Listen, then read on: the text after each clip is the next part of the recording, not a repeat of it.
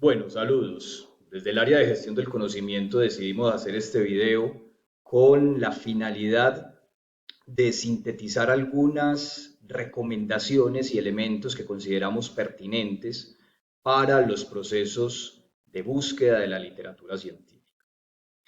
Comencemos entonces mirando qué es eso de buscar información especializada. Sabemos que el objetivo de una búsqueda de literatura científica es poder identificar y encontrar la mejor evidencia disponible en términos de que sea pertinente, que sea vigente y que sea relevante sobre un tema de interés.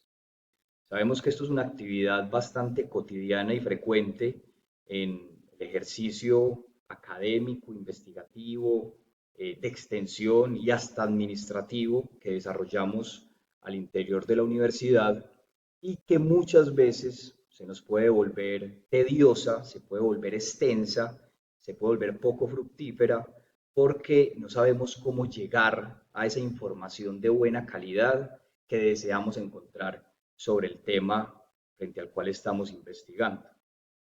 Digamos que en ese panorama y en ese contexto es que definimos algunos elementos eh, que consideramos fundamentales para poder tener búsquedas de la literatura que sean efectivas y que deriven en resultados satisfactorios.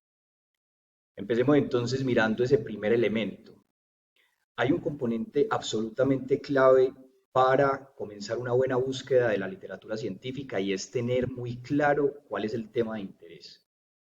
Y a ese tema de interés vincularle una pregunta de investigación que es sobre la que yo voy a buscar información bien estructurada.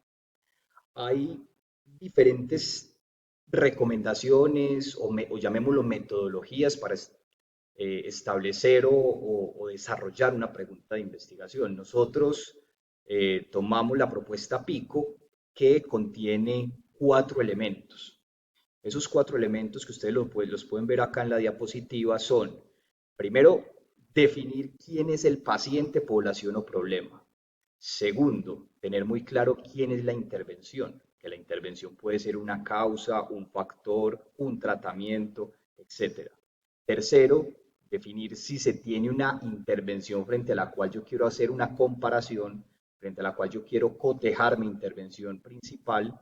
Y cuarto, tener muy claro cuál es el resultado de interés sobre el cual yo quiero tener información. Entonces, pongámosle un contexto a esto. Supongamos que a mí me interesa saber qué tan eficaces son esas intervenciones basadas en la dieta mediterránea que se realizan con la finalidad de generar cambios en los comportamientos alimentarios o en los hábitos o prácticas alimentarias. Miren que yo tengo claro mi tema de interés y ese tema de interés lo puedo desagregar en esos 4 elementos. ¿Quién sería mi paciente problema o población? En este caso, la población sería población adulta, el problema sería el comportamiento dietario y tengo ese primer elemento definido. ¿Quién sería mi intervención? La intervención sería la dieta mediterránea como factor que yo quiero evaluar cuando se convierte en una intervención o terapia, genera cambios en el comportamiento y las prácticas alimentarias. ¿Quién sería mi intervención de comparación? Pues para este ejemplo no tendría intervención de comparación porque no me interesa saber si es mejor que otra intervención, sino que me interesa saber si la dieta mediterránea es eficaz por sí misma. Entonces, muchas veces que estemos realizando este ejercicio, pues no vamos a tener necesariamente intervenciones de comparación. Y el resultado, pues ya lo habíamos enunciado, que es los cambios en el comportamiento y las prácticas de alimentación. Entonces, miren que ese tema de interés yo lo puedo desagregar en esas 4 partes y ese proceso va a ser fundamental para continuar en el segundo paso. En el segundo paso, yo ya con las claridades de mi tema empiezo a definir qué bases de datos voy a utilizar. Las bases de datos pueden ser multidisciplinarias o temáticas específicas, pero ¿qué las va a condicionar? Tu tema de interés. Sabemos que nosotros que estamos en el área de la salud, pues tenemos acceso en la biblioteca a dos muy buenas bases de datos que son PubMed y Scopus.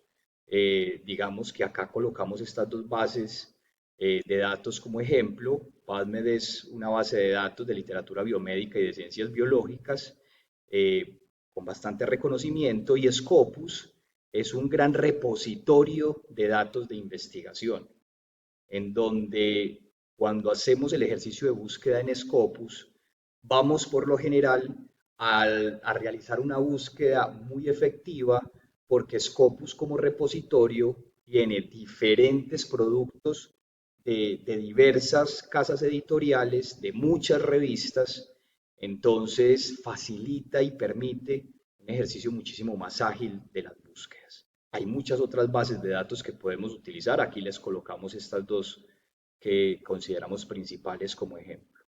Entonces, tengo claro mi tema de investigación, tengo clara la estructuración de mi tema en torno a una pregunta y a los elementos que componen esa pregunta, tengo claro en qué bases de datos voy a buscar, voy con el tercer paso.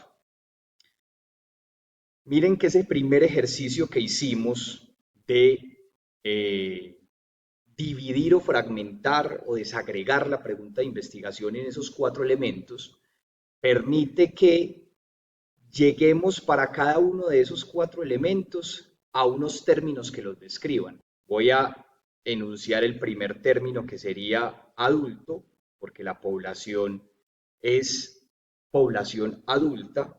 Si bien voy a hablar de los comportamientos dietarios, saben que en el resultado voy a volverlo a enunciar, entonces aquí voy a dejar específico principalmente el tipo de población, que es población adulta. La intervención, que sería dieta mediterránea. Para la intervención de comparación no voy a tener término, porque en el caso de mi tema de investigación o de interés no tengo intervención de comparación, y el resultado voy a buscar un término o le voy a acuñar un término que sería comportamiento. Y de ahí puedo hacer ya el cuarto proceso que vemos acá, o el cuarto paso, que es identificar los términos de vocabulario controlado, lo que normalmente conocemos como los tesauros y que se encuentran en los DEX y en los MESH. Entonces, cuando tengamos esos primeros términos iniciales vinculados a esa estructura que habíamos definido de la pregunta, nos vamos para los DEX y los MESH.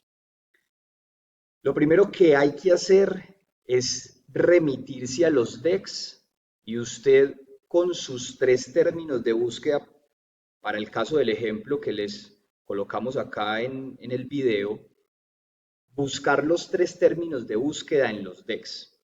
Los DEX me permiten a mí encontrar los descriptores en español y encontrar los descriptores en inglés.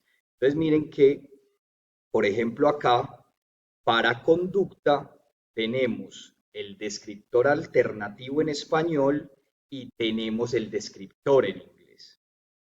Ya usted con ese descriptor en inglés se va para los MESH, y en los MESH va a buscar descriptores adicionales a ese término que habías encontrado, que ya los DEX te habían dicho en inglés, búsquelo así.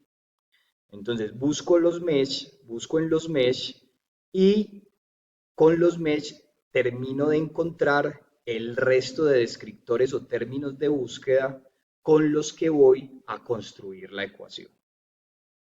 Entonces de ahí pasamos a un quinto momento, o a un quinto punto, y es que después de haber hecho la búsqueda de esos tres términos adicionales que tenía, que era comportamiento dietario en población adulta, que lo traduje en un término específico que era adultos, dieta mediterránea, que lo traduje a un término específico que era dieta mediterránea, y cambios en el comportamiento, que lo llevé a un término específico que era comportamiento.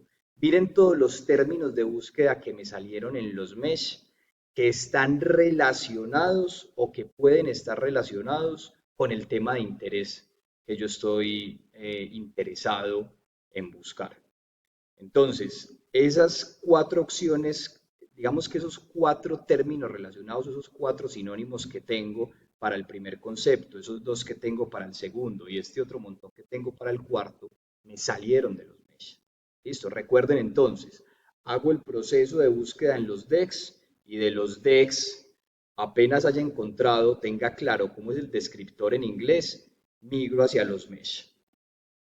Muy bien, de ahí paso a hacer el proceso de construcción de la ecuación. Y para hacer los procesos o para hacer el proceso de construcción de la ecuación, utilizo anidamientos y operadores booleanos. ¿Qué son los anidamientos? El uso de los paréntesis. Una ecuación de búsqueda se construye utilizando paréntesis. Y esto funciona igual que en la aritmética o en la matemática. Los comandos dentro de un conjunto de paréntesis tienen unas prioridades y los motores de búsqueda pues identifican esas prioridades, identifican ese orden. Y lo otro son los operadores booleanos, que ya todos los conocemos. Los más populares son el operador OR y el operador AND.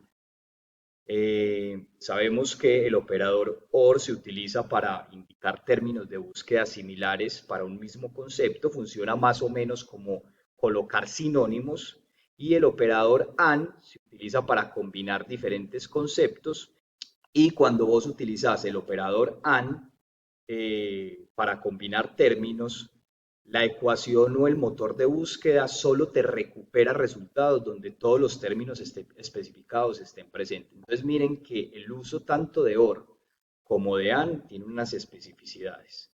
Muy bien, de ahí pasamos entonces al séptimo paso o al séptimo momento, que es construir la ecuación de búsqueda. Yo ya tengo entonces mis descriptores y con mis descriptores construyo la ecuación de búsqueda.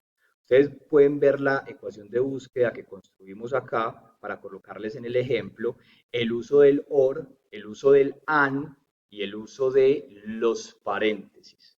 Miren que cogí todos esos términos y construí esta ecuación de búsqueda que ven acá, que es la que voy a utilizar en el buscador. Muy bien, ya con mi ecuación de búsqueda me voy para la base de datos. Como les habíamos dicho, la base de datos más potente que tenemos en la universidad es Scopus, entonces es la que vamos a utilizar como ejemplo.